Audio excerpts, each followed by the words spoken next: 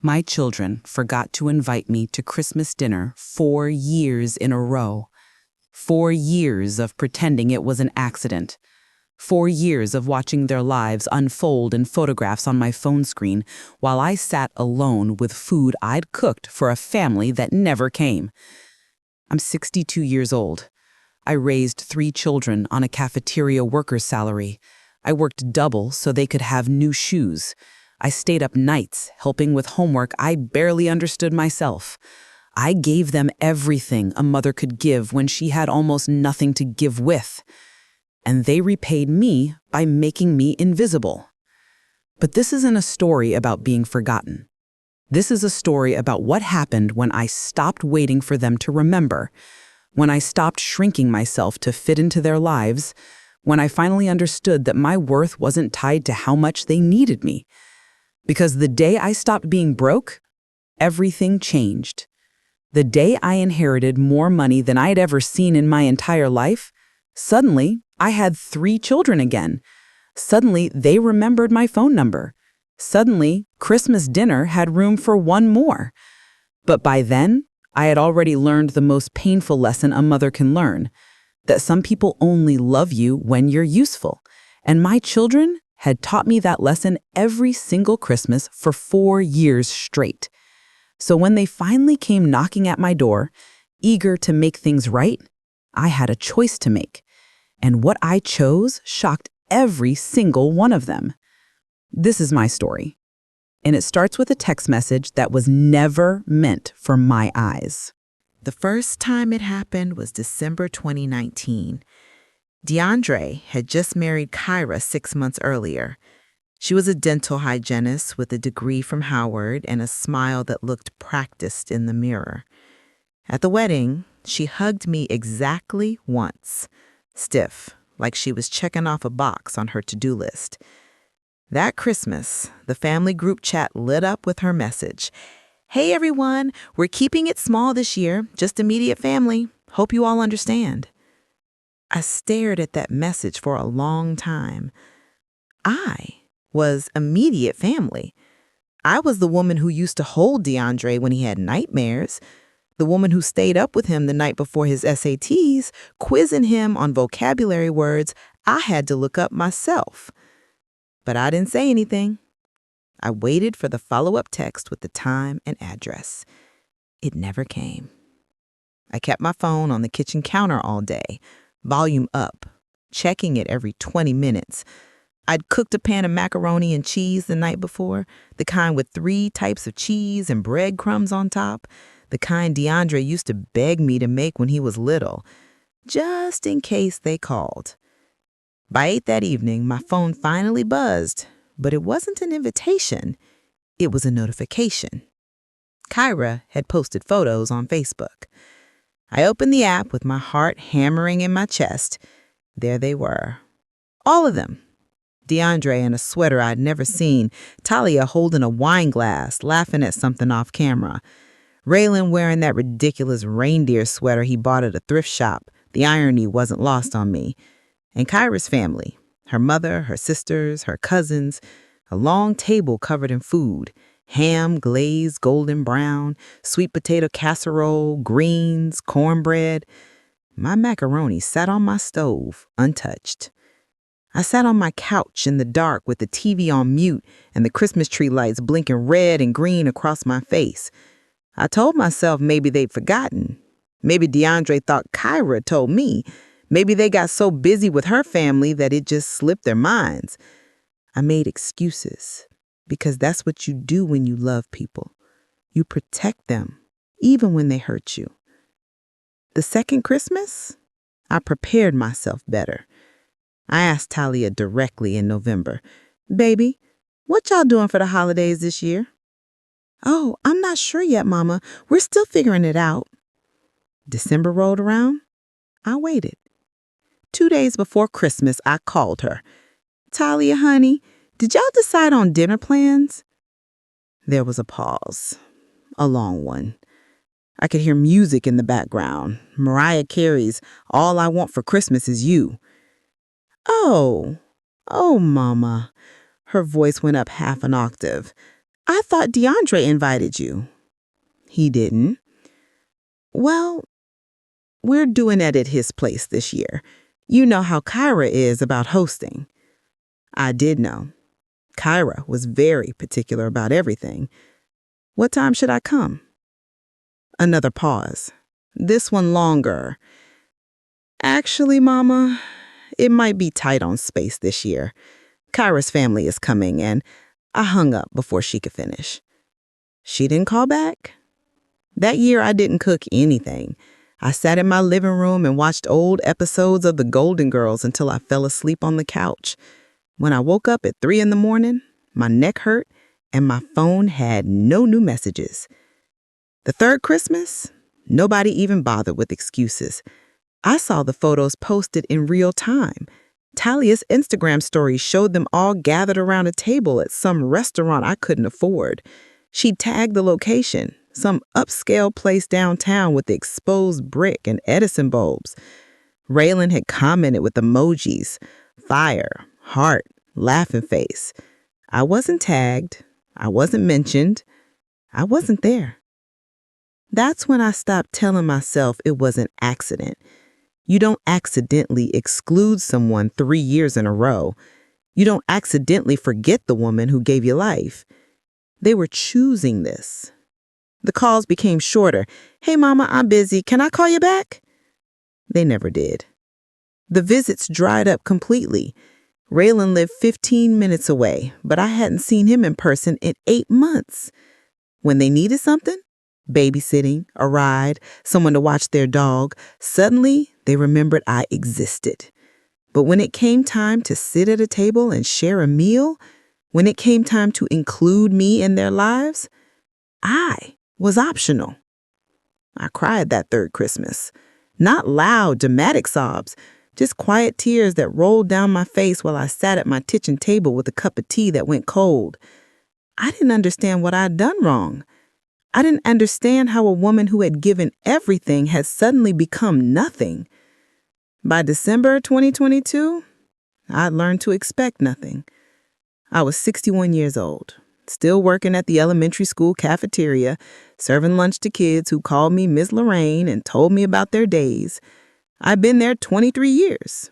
My hands smelled permanently like industrial soap, and my feet ached by the end of every shift. But I showed up every single day, the same way I'd shown up for my children when they were young. I remember DeAndre at 7 years old crying because kids at school said his shoes were dirty. I worked a double shift that weekend and bought him new ones, bright white Air Force Ones that made him smile so wide I thought my heart would burst. I remember Talia at 15, furious because she didn't have a dress for homecoming. I spent 3 evenings at the sewing machine making her one from fabric I got on clearance. She won best dress that night. I remember Raylan at 12 getting suspended for fighting. I took off work unpaid to meet with his principal. I fought for him when he couldn't fight for himself. I raised them alone. Their father left when Raylan was 2, just walked out one morning and never looked back. So it was me, just me, working every hour I could, stretching every dollar until it screamed. And I did it without complaint, because that's what love is. Or at least that's what I thought love was. December 23rd came around, and I found myself at my kitchen table sorting through bills. Rent was due. Electric bill was higher than usual because winter had come early and hard. I picked up an extra shift on Christmas Eve just to make sure everything would clear. But I had still managed to buy gifts. Small things. A book for DeAndre. He used to love reading. A scarf for Talia from the consignment stop downtown. Real silk, barely worn. A vintage record for Raylan. Miles Davis, because he'd mentioned jazz once in passing 2 years ago and I had remembered. I wrapped them carefully in paper I'd saved from last year, smoothing out the creases with my hands. I wasn't expecting an invitation anymore. I'd given up on that. But I'd send the gifts anyway, because that's what mothers do. We keep loving, even when that love is not returned. I sat there sipping chamomile tea, trying not to think about how quiet my house would be in 2 days. trying not to imagine them all together somewhere, laughing, eating, being a family, without me. My phone sat face up on the table, and that's when it buzzed. I almost didn't look. I was tired, bone tired in a way that sleep couldn't fix. But something made me pick up that phone. A new message in the family group chat. I could see the first line without even opening it. Is somebody going to tell her or not? My stomach dropped. I clicked the thread, but this wasn't the normal family chat. This was a different one I'd never seen before.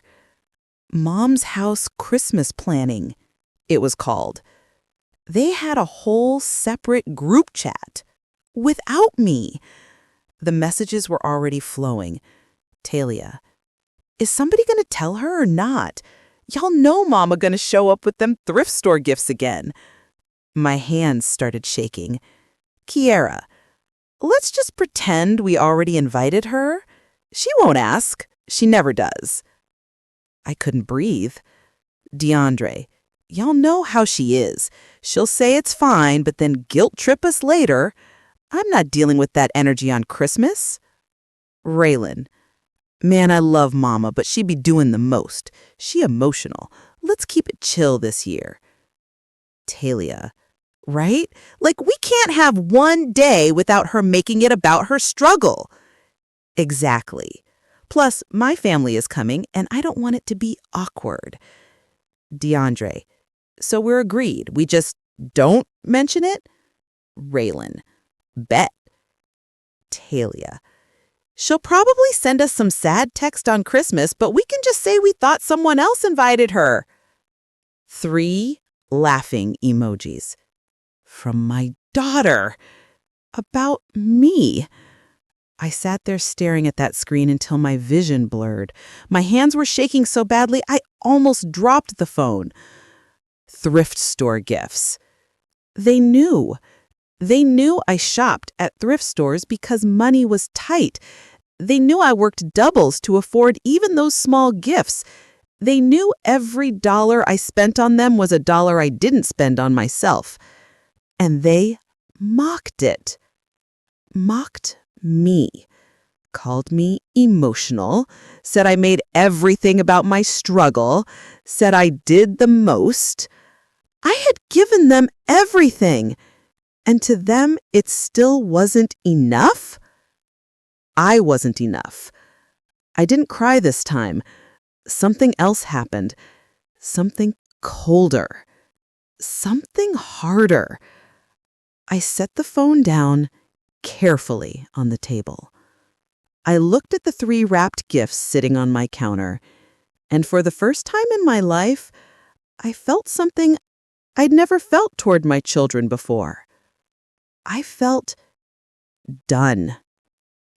Not angry, not hurt, just finished.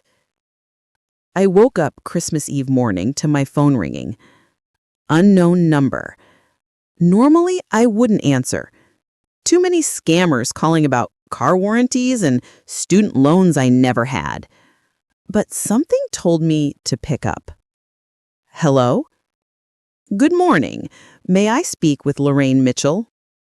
This is she. Ms. Mitchell, my name is Glenwood Noble. I'm an attorney with Noble and Associates. I'm calling regarding the estate of Inez Holloway. Do you have a moment? Estate. Inez Holloway? I'm sorry, I think you have the wrong number. Is this Lorraine Mitchell, formerly of 1247 Ashford Street, apartment 3B? My breath caught. I hadn't lived at that address in 30 years. That was where I raised my babies, where the ceiling leaked when it rained and the heat barely worked in winter, where Miss Inez lived 2 doors down in 3F. Yes, that's me. Then I have the right person. Ms. Mitchell, I need you to come to my office. There are some matters concerning Miss Holloway's will that require your immediate attention. Miss Inez, is she passed away 3 weeks ago. I'm very sorry for your loss." The room tilted slightly. Miss Inez was dead. I, I don't understand. Why are you calling me? That's something we need to discuss in person. Are you available today? Today? It's Christmas Eve. I understand, but this is time sensitive. I can see you at 2 o'clock if that works. I looked at the wrapped gifts on my counter, at my empty calendar, at my phone with no new messages from my children. I'll be there.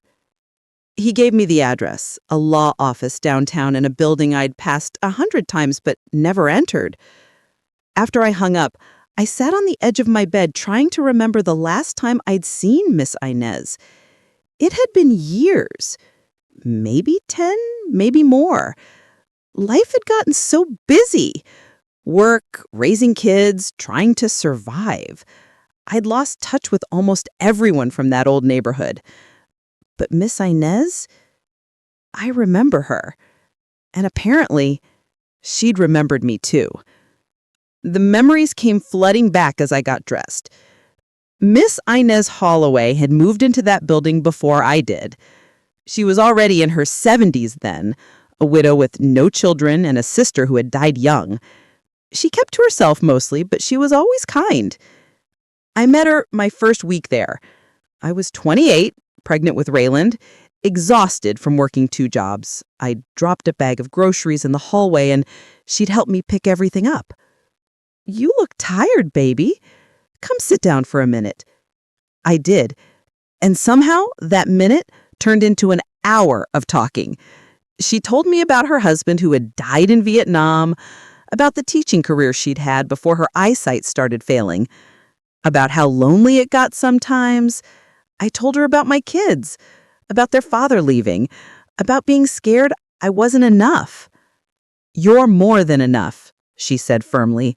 "Those babies are lucky to have you." After that, we looked out for each other. When her arthritis got bad, I'd carry her groceries upstairs. When she couldn't see well enough to read her mail anymore, I'd come over once a week and read it to her.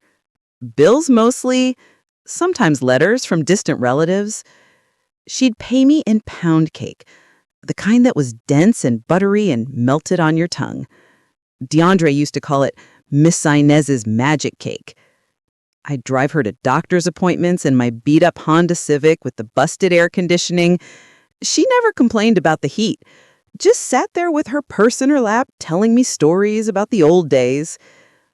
When I finally saved enough to move to a better neighborhood, still not great, but better, I felt guilty leaving her. She said, "You go on now. Your babies need more room to grow. I'll be just fine." I visited her a few times after that, brought the kids to see her. But then life happened. Work got harder, the kids got older and needed more. Time just slipped away. I sent her a Christmas card every year. She sent one back with a $20 bill tucked inside that I always tried to return, but she refused. The last card I got from her was 3 years ago. I'd meant to visit. I really had. But I never made the time. And now she was gone. I stood in front of my bathroom mirror, putting on the one good blazer I owned, and felt a wave of guilt wash over me. Miss Inez had been there when I needed someone. And when she might have needed me, I disappeared. The law office was nothing like I expected. I'd imagined something intimidating. Dark wood, leather chairs, people in expensive suits looking down on me. But Attorney Noble's office was warm. Plants in the windows, photos of what looked like his grandchildren on his desk. He was a black man in his 60s with gray in his beard and kind eyes behind wire-rimmed glasses. "Miss Mitchell." He stood and shook my hand. "Thank you for coming on such short notice. Please, sit." I sat in the chair across from his desk, my purse clutched in my lap. He pulled out a thick folder. "Miss Holloway was very specific in her instructions," he began. "She updated her will 2 years ago, and she was quite clear about her wishes. I still don't understand why I'm here. He smiled gently. Because she left everything to you. The words didn't make sense. I'm sorry? Her estate. She left it to you. All of it. He opened the folder and started pulling out documents. Property deeds, bank statements, pages and pages of legal language I couldn't process. Her house at 42 Magnolia Court, it's paid off. No mortgage. It's yours. There's also a trust fund with approximately $780,000 and a piece of land in Alabama, 12 acres, that's been in her family for generations. I couldn't speak. $780,000? A house. Land. That's not possible. It's very possible and very real. Miss Holloway was quite comfortable financially. Her husband had a good life insurance policy and she invested wisely. She lived simply, but she wasn't without means. But why me? I was just her neighbor. I haven't seen her in years. Attorney Noble reached into the folder one more time and pulled out an envelope. She left you this. My name was written on the front in shaky handwriting. I opened it with trembling fingers. The letter was short, 2 paragraphs on cream-colored stationery. Dear Lorraine, if you're reading this, I've gone on to glory. Don't you cry for me now. I've lived a good long life. I'm leaving you everything because you were the only one who looked after me without expecting a single thing in return. You were kind when you didn't have to be. You gave me your time when you barely had any to spare. You treated me like I mattered. I watched you raise those 3 beautiful children on nothing but love and determination. I saw how hard you worked. I saw how much you sacrificed. And I saw how they treated you toward the end. So I hope this money makes your life easier, baby. I hope this house gives you peace. I hope you finally get to rest. You taught your children to be kind. Sometimes the lesson doesn't stick the way we hope, but that's not a reflection on you. That's on them. Go be happy now. You've earned it. Love, Inez. The tears came then, hard and fast and unstoppable. Attorney Noble pushed a box of tissues across the desk and looked away politely. I wasn't crying because of the money. I was crying because someone had seen me, really seen me, not as a mother or a worker or a source of something to take, just as Lorraine. And they'd valued that.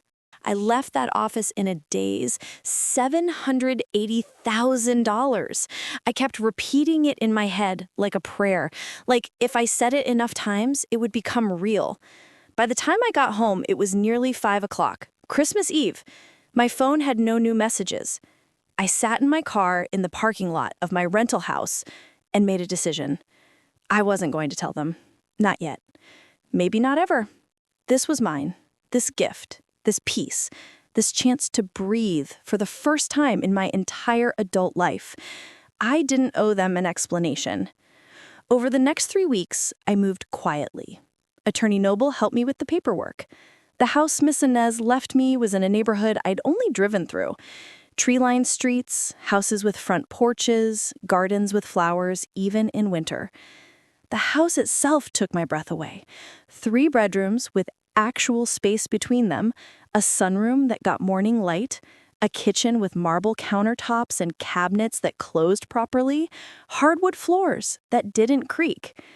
It was the kind of home I used to dream about when my kids were little, when we were crammed into that 2-bedroom apartment, and I'd imagine what life would be like if I could just give them more.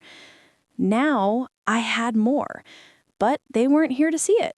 And for the first time, that didn't make me sad. It made me free. I should have known small towns don't keep secrets. By New Year's Eve, my phone started blowing up. I was unpacking boxes in my new kitchen, my kitchen, when the first call came. Talia. I stared at her name on the screen. We hadn't spoken since before Christmas. I let it ring. She called back immediately. I answered on the 3rd ring. Mama, oh my God, why didn't you tell us? No Merry Christmas, no sorry we excluded you again. Just this. Tell you what, Talia? That you got money now. Niecy from church told her cousin who told Raylan's coworker, and Mama, is it true? Did Miss Inez really leave you her whole estate? There it was. I don't think that's any of your business. Silence.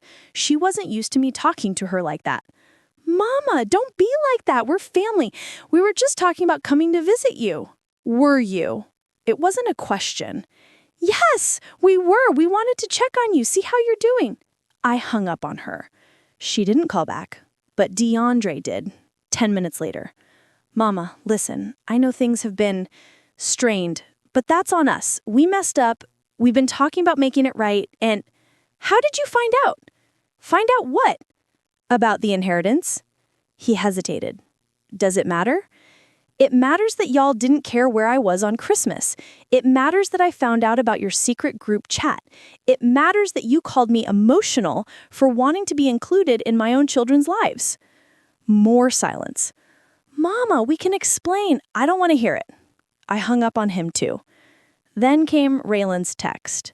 Yo, Ma, you good? Heard you came up. That's what's up. Proud of you, Fur. You need help moving or anything? I got a truck. Proud of me. He was proud of me now. Not when I was working doubles to keep food on the table, not when I was buying his school supplies from the dollar store, not when I was showing up to every game, every concert, every moment that mattered. Now, when I had money, that's when he was proud. I didn't respond. And then Kyra called. That's when I knew this was about to get worse. I almost didn't answer. Kyra never called me. In 4 years of being married to my son, she'd called me exactly twice. Once when DeAndre was in a car accident, once when she needed me to watch their dog. Hi, Miss Lorraine. Her voice was bright, cheerful, like we were old friends. Kyra? How are you? It's been too long. We really need to do better about staying in touch. I didn't respond. Let her fill the silence. So we were talking, me and DeAndre and Talia and Raylan, and we feel terrible about Christmas. Really, truly terrible. We got so caught up in planning and coordinating with my family that things just fell through the cracks. Fell through the cracks. 4 years in a row. Anyway, she continued, voice sugar sweet, we want to make it up to you. What if we did a late Christmas dinner here at our house this weekend? We'll do it right this time. All your favorite foods, quality family time. What do you say? I could hear it in her voice. The calculation, the agenda. They didn't want to see me. They wanted to see what I had. No, thank you, I said calmly. I'm sorry? I said no. Thank you for the invitation, but I'm going to pass. But, Mama, we're trying to make things right here. I'm not your mama, Kyra. I'm DeAndre's mother, and I don't need your pity dinner. It's not pity. What is it then? Because 4 weeks ago, I wasn't worth a text message. 4 weeks ago, I was too emotional, too much, someone to avoid. Now suddenly you want quality family time? I could hear her breathing on the other end. Things change, she said quietly. Yes, I agreed, they do. And I've changed. I'm not the woman who begs for scraps anymore. I'm not waiting by the phone hoping my children remember I exist. Miss Lorraine! Have a good evening, Kyra. I hung up. And this time, I blocked the number. They stopped calling after that. For 3 weeks, my phone stayed quiet. No texts, no calls, no just checking in messages. And I breathed. I spent my days settling into the house, learning which floorboards creaked, which windows stuck, where the sun came through in the afternoons. I bought new furniture. Nothing fancy, just things that were mine. A couch that sagged in the middle, a bed frame that didn't squeak, curtains I picked out myself without worrying about the price. I planted flowers in the garden even though it was January. Pansies, they could handle the cold. I joined a book club at the library, read novels I've been meaning to read for 20 years but never had time. I existed without them, and it felt like learning to breathe underwater. Strange at first, almost wrong, but then natural. I didn't realize how much space they'd taken up in my head, how much energy I'd spent worrying about them, thinking about them, trying to figure out what I'd done wrong. Now that space was mine again. I used it to remember who I was before I became somebody's mother. I was Lorraine. I liked jazz music and murder mysteries and sitting on the porch in the early morning with coffee. I was good at crossword puzzles. I had opinions about things that had nothing to do with anyone else. I'd forgotten that person existed. But word kept spreading anyway. Niecy from church mentioned she'd driven past my new house. "Girl, that's a beautiful place. You deserve it." The cashier at the grocery store I'd been going to for 15 years smiled when she saw me. "I heard about your blessing. I'm so happy for you, Miss Lorraine."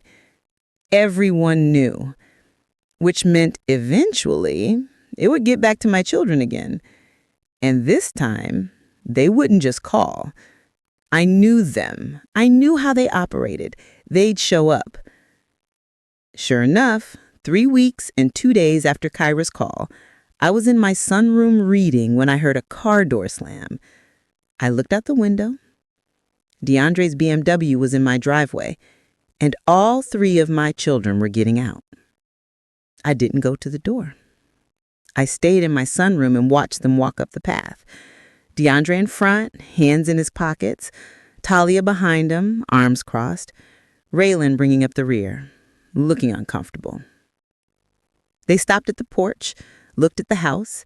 I saw DeAndre's face change, surprise, then something else, maybe shame. He rang the doorbell. I waited a full minute before I answered. When I opened the door, I didn't smile, didn't step aside to let them in. "Mama?" DeAndre's voice was quiet. "You live here?" "Yes." He looked past me into the house, at the hardwood floors, the chandelier in the entryway, the paintings I'd hung on the walls. It's beautiful. "Thank you." Silence stretched between us. Talia shifted her weight. "Can we come in?" "Why?" She blinked. "What do you mean, why? We're your children." "You're my children when you want something. The rest of the time, I'm optional." Raylan spoke up, his voice softer than the others. "Mama, we messed up. We know that. We came to apologize. You came to see what I have." "That's not fair," DeAndre said. "Isn't it?" I stepped out onto the porch, pulling the door closed behind me. "Where were you in December? When I was sitting alone on Christmas Eve? Where were you when I read that group chat about how I'm too emotional and my gifts are embarrassing?" DeAndre's face went pale. "You saw that?" Talia sent it to the wrong thread. Every word. Talia's eyes filled with tears. "Mama, I was angry that day. I didn't mean to." "Yes, you did. You all did. You meant every word. And the only reason you're here now is because somebody told me I'm not broke anymore." "That's not true." "Then when were you planning to apologize? Before you found out about the money or after?" None of them answered. The winter air was cold against my face. A neighbor walked by with their dog, waved. I waved back. "We want to make things right," DeAndre said finally. "Tell us how." I looked at my oldest child, the boy I'd held through nightmares, the one I'd worked doubles for so he could have new shoes. "I can't," I said simply. "Mama, you can't make this right by showing up when it's convenient. You can't erase 4 years of being excluded from my own family. You can't unhurt me just because now I have something you want to be close to. It's not about the money, Raylan said. Then what's it about? They looked at each other. We miss you, Talia said quietly. You had me.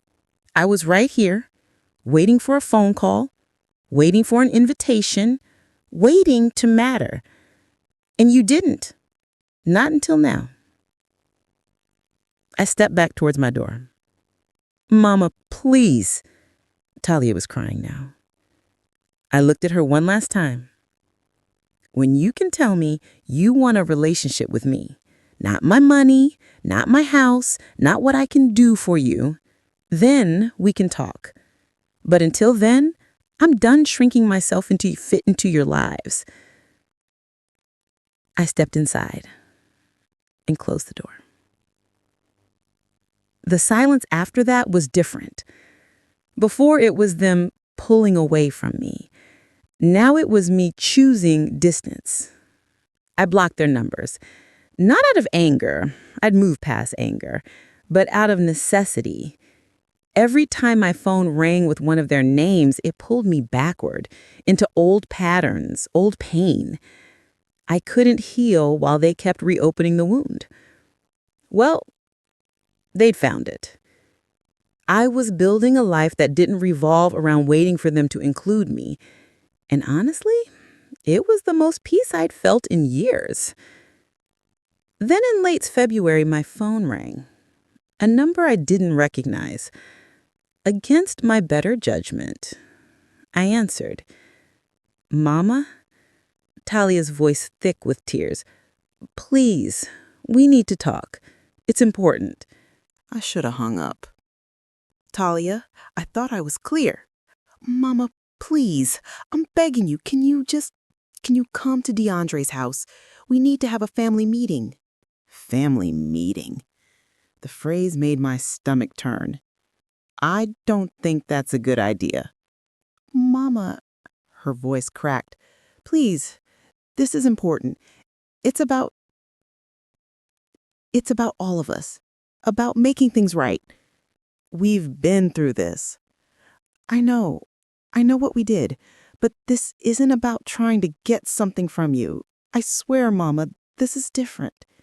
Something in her voice sounded raw, real. I closed my eyes, fought against every instinct that said to protect myself. When? Saturday, 2:00. Please, Mama, please just hear us out. I thought about saying no, about maintaining my boundaries, about protecting the peace I'd worked so hard to build. But there was something in her voice that pulled at something deep in me. The part that was still a mother. The part that couldn't stop hoping. I'll be there, I said quietly. But Talia, if this is about what I think it's about, it's not. I promise. We hung up. I sat in my living room, staring at the wall, wondering if I'd made a mistake. Saturday came too quickly. I drove to DeAndre's house with my stomach in knots. The same house I'd been turned away from 2 months ago. When I pulled into the driveway, all 3 of their cars were already there. I sat in my car for a moment, gathering myself. Whatever this was, I wouldn't let them see me break. I walked up to the door, knocked. DeAndre answered. He looked tired, older somehow. Mama, thank you for coming. I didn't respond, just walked inside. They were all in the living room. Talia on the couch, Raylan in the armchair. Even Kyra was there, standing by the window. The energy was heavy, thick with something I couldn't name. What's this about? I asked, staying near the door. DeAndre gestured to the couch. Sit, please. I sat, but on the edge, ready to leave if I needed to. Talia wouldn't meet my eyes. Raylan kept glancing at DeAndre like he was waiting for him to start. Mama, DeAndre began, clearing his throat. We asked you here because we need to talk to you about something. About the land. My blood went cold. The land. Miss Inez's land in Alabama. What about it? DeAndre exchanged glances with his siblings. There's a developer, he said slowly. They want to buy the entire area. They're offering millions, and we were thinking maybe this could be an opportunity for all of us. There it was. For all of us, I repeated flatly. For the family, Talia added quickly. We could split it, invest it, make sure everyone's taken care of. I looked around the room at these 3 people I'd raised. These 3 people who couldn't be bothered to invite me to Christmas dinner. You want me to split the land, I said slowly. We want you to consider it, DeAndre said. It's a lot of money, Mama, life-changing money, and we're family. We should share in that. The audacity, the sheer, breathtaking audacity. I leaned back in the chair, folded my hands in my lap. No. The word hung in the air like smoke. No. DeAndre blinked. Mama, just hear us out. I heard you out. The answer is no. Talia leaned forward. You're not even going to think about it? There's nothing to think about. Kyra stepped away from the window. Miss Lorraine, with all due respect, this is a significant financial opportunity. The developer's offering $12 million for the entire tract. That's land that's just sitting there doing nothing. I looked at her. Really looked at her. With all due respect, Kyra, this conversation doesn't involve you. Her face flushed. Mama, she's family, DeAndre said. Is she? Because I seem to remember her being the one who said it would be awkward to have me at Christmas dinner with her family. I remember that pretty clearly. The room went silent. Raylan shifted in his chair. Look, Mom, we know we messed up. We know we hurt you. But this is business. This is about securing everyone's future. Everyone's future, I repeated. You mean your futures. Our family's future, Talia added quickly. That includes you. I almost laughed. Let me make sure I understand this correctly. 4 months ago, I wasn't worth a text message. I was too emotional, too much of a burden. My gifts from the thrift store were embarrassing. You had a whole group chat dedicated to avoiding me. DeAndre winced. But now that there's $12 million on the table, suddenly I'm family again. Suddenly you care about securing my future. That's not fair. Talia's voice rose. We're trying to include you. Include me. My voice stayed calm, steady. You want to include me in splitting money from land that was left to me. Land that I didn't ask for. Land that a woman gave me because she saw something in me that apparently my own children can't see. What's that supposed to mean? DeAndre asked. It means Miss Inez valued me when I had nothing. She remembered kindness I showed her 30 years ago. She saw me as a person, not as a source of something to take. We don't see you that way, Raylan said quietly. Don't you? Then tell me, when was the last time any of you called me just to talk? Not because you needed something, not because you wanted to apologize after finding out about money, just to see how I was doing. None of them answered, because they couldn't. The truth was sitting right there between us, ugly and undeniable. Talia's eyes filled with tears. So what, you're just going to keep the money and cut us out, your own children? I haven't cut you out. I said, you cut yourselves out years ago. I'm just finally accepting it. DeAndre stood up, paced to the window. This is unbelievable. We come here trying to make amends, trying to find a way forward, and you're holding a grudge? I'm not holding a grudge, Deandra. I'm holding a boundary. It's the same thing. No, it's really not. He turned to face me. So that's it? You're just gonna hoard all this money while your children, Mama, struggle? I raised an eyebrow. Struggle? You're a systems analyst making 6 figures. Talia's a senior accountant. Raylan works in sales. Which one of you is struggling? That's not the point. That's exactly the point. You don't need this money. You want it. There's a difference.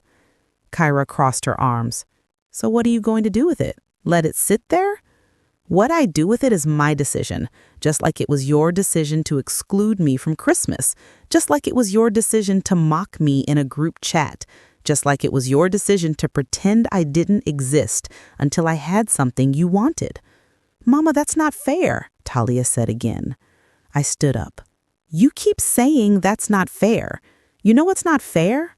Working double so your kids can have new shoes, going without so they can have more, showing up to every game, every recital, every moment that mattered, and then being treated like you're invisible when you're no longer useful.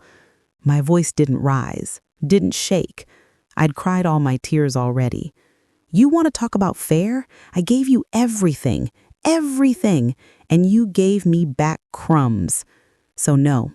I'm not splitting this land. I'm not sharing this money because for the first time in my entire life, I have something that's mine and I'm keeping it. Kyra crossed her arms. So what are you going to do with it? Let it sit there? What I do with it is my decision, just like it was your decision to exclude me from Christmas, just like it was your decision to mock me in a group chat, just like it was your decision to pretend I didn't exist until I had something you wanted. Mama, that's not fair, Talia said again. I stood up. You keep saying that's not fair? You know what's not fair? Working double so your kids can have new shoes, going without so they can have more, showing up to every game, every recital, every moment that mattered, and then being treated like you're invisible when you're no longer useful? My voice didn't rise, didn't shake. I'd cried all my tears already. You want to talk about fair? I gave you everything, and you gave me back crumbs. So no, I'm not splitting this land. I'm not sharing this money because for the first time in my entire life, I have something that's mine and I'm keeping it. Kyra stood up too, angry now. This is selfish, Mama. This is selfish and you know it. The word hit different this time. Selfish. I'd been called a lot of things in my life. Emotional, too much, a burden. But selfish? That was new, and somehow it didn't hurt the way they wanted it to. If choosing myself after 62 years of choosing everyone else is selfish, I said quietly, then I guess I'm selfish. I can live with that. I walked toward the door. Mama, wait! Raylan stood up. I stopped, turned around. I want you to understand something. This isn't about punishing you. This is about protecting myself. There's a difference. How is keeping everything to yourself protecting yourself? Deandra demanded. Because the moment I share this with you, it becomes leverage. It becomes something you can hold over me, something you can use to justify treating me however you want because we are family and you owe us. I looked at each of them. I spent my whole life being needed, being useful, working myself to exhaustion so you could have better than I had. And the second I couldn't give anymore, the second I was just a person who wanted to be loved without conditions, you forgot I existed. We didn't forget, Talia started. You did. And maybe that's my fault. Maybe I taught you that my love had no limits, that you could take and I'd keep giving. But I'm teaching you something different now. What's that? Deandra asked, his voice hard. I'm teaching you that I matter, that my peace matters, that I don't have to set myself on fire to keep you warm. Silence filled the room. Then I delivered the truth I'd been holding on to. I've already made a decision about the land. I said calmly. I'm donating it. What? 3 voices at once. I'm donating it to a foundation that builds community centers for elderly women, women who've been forgotten by their families, women who gave everything and got nothing back, women like me. Talia's mouth fell open. You can't be serious. I've never been more serious about anything in my life. Mama, that's millions of dollars. That will help people who actually need it, not people who just want it. Deandra's face went red. This is insane. You're throwing away our inheritance. Your inheritance? I turned to look at him fully. You're not entitled to anything I have. Miss Inez didn't leave this to you. She left it to me because I earned it, not through blood, through kindness, through showing up when it mattered. We're your children, Talia was crying now. That has to count for something. It does count for something, I said softly. It counts for why this hurts so much, why I wanted so badly for you to choose me without an agenda. But you didn't, and I can't keep waiting for you to see my worth. I opened the door. The paperwork's already filed. Attorney Noble is handling everything. The land will be sold, and the money will go where it can actually make a difference. I stepped outside into the February cold. Goodbye. I didn't look back, didn't wait to see their reactions. Just got in my car and drove away. My hands were shaking on the steering wheel, not from fear, not from regret, from relief. I'd done it. I'd finally chosen myself. For years, I'd imagined what it would feel like to stand up to them, to tell them the truth, to stop shrinking myself to fit into their version of who I should be. I thought it would feel like victory. Instead, it felt like grief. Because even though they'd hurt me, even though they'd excluded me and mocked me and treated me like I was disposable, they were still my children. I still remember Deandra's tiny hand in mine on his first day of kindergarten. I still remember Talia's face when she won her first debate competition. I still remember Raylan's laugh, big and bright and contagious. Those memories didn't disappear just because they treated me badly. But those memories also didn't mean I had to keep accepting bad treatment. Love and boundaries could exist in the same space. I could love them and still protect myself. I could hope they'd change and still move forward without them. When I got home, I sat in my car in the driveway for a long time. The house Miss Inez left me stood solid and beautiful in the afternoon light. A gift from someone who saw me when I felt invisible. I thought about what she'd written in her letter. Go be happy now. You've earned it. I had earned it, not through being perfect, not through sacrificing until there was nothing left of me, just through being kind when I didn't have to be, through showing up when no one was watching, through being human. I got out of the car and went inside my home.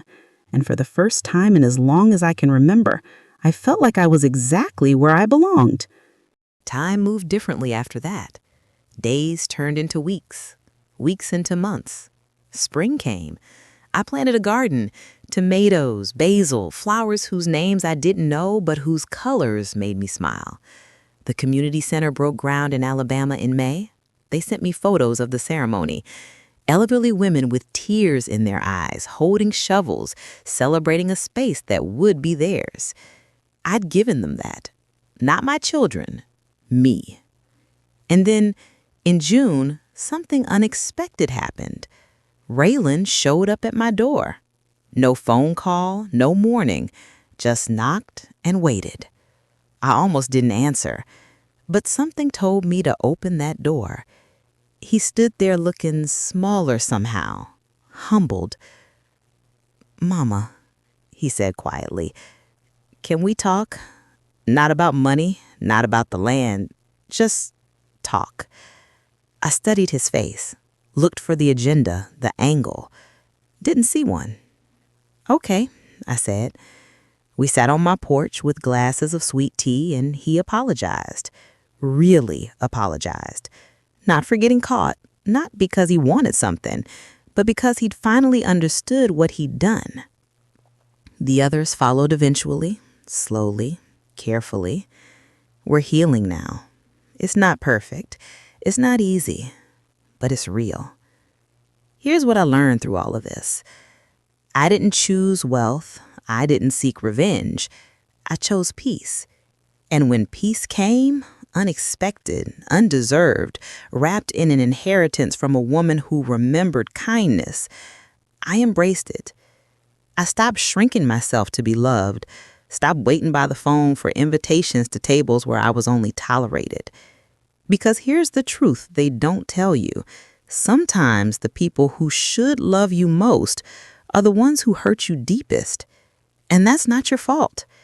You can give everything, your time, your energy, your last dollar, your whole heart, and it still might not be enough for some people.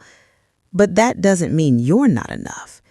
It means they're not looking at you right. Miss Inez saw me when I had nothing. She valued kindness over blood. She remembered when others forgot. So if you're reading this, if you're the one who keeps showing up for people who won't show up for you, hear me. Your worth isn't measured by how much you can give. It's measured by who you are when you finally stop giving and start receiving. Treat people well when they have nothing. You might be surprised who they become when the tables turn. Thank you for staying with me through my story. I know it wasn't easy to hear.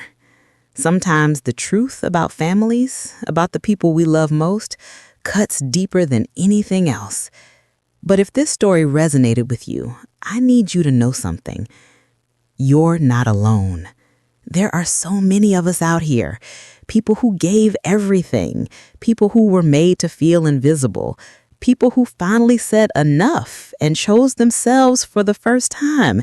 Your story matters too. So I want to ask you something, and I really want to hear from you in the comments. Have you ever felt invisible to the people who should see you most? Have you ever had to choose between keeping the peace and protecting your peace? Tell me your story. I'm listening. We're all listening. Because that's what we're building here, a space where everyone's voice matters, where being kind to yourself isn't selfish, where boundaries aren't punishments. If this story meant something to you, do me a favor. Hit that like button. Subscribe to this channel. Turn on notifications so you never miss a story. But more importantly, share this. Share it with someone who needs to know they're not alone. Share it with someone who's still waiting by the phone. Share it with someone who needs permission to choose themselves. Together, we're creating a community where people's worth isn't tied to what they can give, but to who they are. Your presence here matters. Your story matters. You matter. And don't ever let anyone make you forget that. I'll see you in the next one. Spring came, then summer. I planted tomatoes in my backyard, joined a book club at the library, started taking water aerobics classes at the Y on Tuesday and Thursday mornings. I laughed with women my age who understood what it meant to rebuild yourself after everything falls apart. I lived, not just existed, not just survived. I lived. One evening in late August, my phone rang. Unknown number. I almost didn't answer, but something told me to pick up. Hello? Ready? It's Diane Carlisle from next door to your son's place. Mrs. Carlisle. I hadn't thought about her in months. Oh, hello, Mrs. Carlisle. How are you? I'm fine, honey. I thought you should know something. My stomach tightened. What is it? She hesitated, then spoke gently, carefully. They moved out, your son and his wife. Last week, the house went into pre-foreclosure. There's a sign in the yard now. I sat down slowly on my couch. Pre-foreclosure. They'd lost the house, or were about to. Their loan must have fell through, Mrs. Carlisle continued. I heard his father backed out last minute. Something about their credit. I don't know all the details, honey. I just thought you'd want to know they're gone. I closed my eyes. Part of me wanted to feel vindicated, justified, proven right. But I didn't. I just felt sad. Sad for the life my son could have had if he'd chosen differently. Sad for the relationship we could have built if he'd valued me. Sad for the grandchild who'd grow up in a home where love was conditional. "Thank you for telling me," I said quietly. "Are you okay?" "I am." And I meant it. After we hung up, I sat there for a while in the quiet. I thought about calling him, checking in, offering help. But I didn't, because I'd learned something these past months. When people push away the hands that held them, they often fall harder than they expected. And when they finally realize it, when they hit the ground and look around for who's left, it's never because the hand stopped giving. It's because they stopped appreciating it. I whispered into the empty room, "I hope you're okay, baby." But I didn't pick up the phone. I didn't reach out. I just sat with the sadness for a moment. Then I let it go. And I got up and made myself dinner. Because life goes on, with or without the people who couldn't see your worth. I never wanted revenge. That's not what this story is about. I wanted respect. I wanted to be seen. I wanted my son to remember that I was a person, not just a resource. And when he couldn't give me that, I had to choose myself. Choosing yourself isn't selfish. It's survival.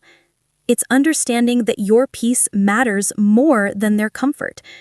It's knowing that love without action is just a word people use to keep you around when it's convenient. I found peace, real peace, the kind that doesn't need validation or apology or reconciliation. I found family in the people who showed up, who called, who cared. And I learned that blood doesn't make you family. Love does. Presence does. Consistency does.